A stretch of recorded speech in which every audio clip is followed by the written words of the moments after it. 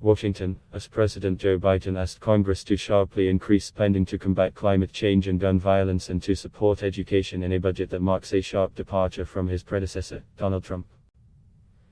The $1.5 trillion budget, reflecting an 8% increase in base funding from the current year, would invest billions more in public transportation and environmental cleanups, slash funding for a border wall, expand funding for background checks on gun sales, and direct a record amount to poor public schools, each goal clashing with the prior administration.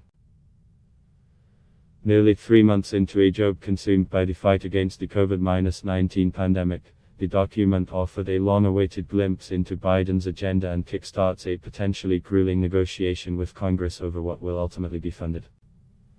The budget makes things fairer, Treasury Secretary Janet Yellen said Friday. It injects capital into communities where capital is usually hard to come by. Biden would increase spending by $14 billion across agencies to deal with the effects of greenhouse gas emissions, a shift from the Trump administration's dismissal of climate science. The president would spend millions on dealing with rising numbers of unaccompanied children showing up at the country's southern border from Central America, including $861 million to invest in that region to stop asylum seekers from coming to the United States. But his budget would provide no funding for the construction of a border wall, the administration said, a signature Trump priority, and would increase funding for investigation of immigration agents accused of white supremacy. Among the biggest proposed increases in funding is $36.5 billion for a federal aid program for public schools in poorer neighborhoods, more than double the 2021 enacted level, and for researching deadly diseases other than the COVID-19 pandemic that has dominated his term in office so far. This moment of crisis is also a moment of possibility, Biden's acting budget director, Shalanda Young, wrote in a letter to the Senate.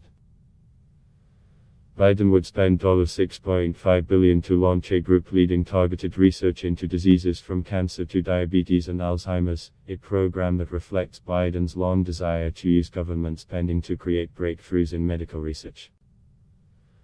Biden requested some $715 billion for the Department of Defense, roughly even in inflation-adjusted terms with this year, and a compromise between liberals trying to impose cuts and hawks who want military spending to increase. The money earmarked for the Pentagon aims to deter China, support modernizing the nuclear missile inventory and building climate resiliency at military facilities. Known as a skinny budget, Biden's proposal on Friday provided only cursory figures on discretionary programs and departments where Congress has flexibility to decide what it wants to spend for the fiscal year starting in October.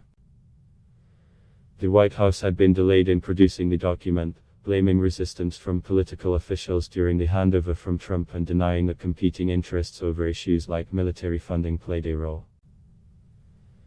The proposal does not include Biden's $2 trillion infrastructure proposal or changes in taxation, one administration official said. Those changes would be included in a full budget proposal to be submitted in late spring. It does include a 10% increase in funding for the Internal Revenue Service, however, part of push to crack down on individuals and corporations who don't pay their fair share of taxes. Discretionary spending accounted for $1.6 trillion in the 2020 fiscal year, about a quarter of total federal spending. The rest is for areas deemed mandatory including old age, disability, unemployment and medical benefits.